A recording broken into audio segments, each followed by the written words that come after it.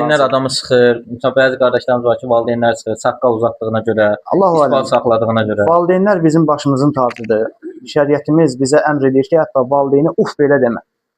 Hansı məsələlərdə amma Allah Subhanahu başqa ayədə deyir ki, əgər valideynin səni şirkə çağırsa, ona itaat edəm. Yəni bunu cəm eləmək lazım. Biz valideynə itaat edirik hər bir şeydə. Valideynə uf belə demək olmaz. Amma o şeylər ki, valideyn səni Allaha asiliyə çağırır, o şeylərdə valideynə asilik yox. Valideynə itaat yoxdur. Amma bir şey qardaşlar səhv salır həmişə.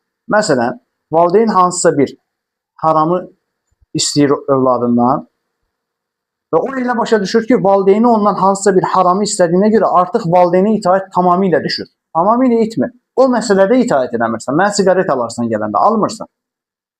Gələndə oradan məni çıxar dükandan, almırsan. Amma başqa şeylərdə yenə də itaat qalır. Valideyn deyir ki, saqqalını qırx, şəriətimiz deyir ki, olmaz, haram.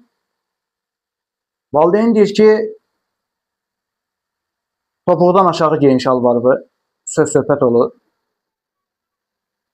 Muhammed sallallahu aleyhi ve sellem haram olduğunu bildirir və ona görə əzab veriləcəyindən danışır. Əlbəttə, fikir vermirsən, baxmırsan onlara. Allah bilir doğrusunu. Olmaz. İnsanlar qınayacaq, insanlar arasında fitnə olacaq deyə insan günah eləməməlidir. Doğrusunu Allah.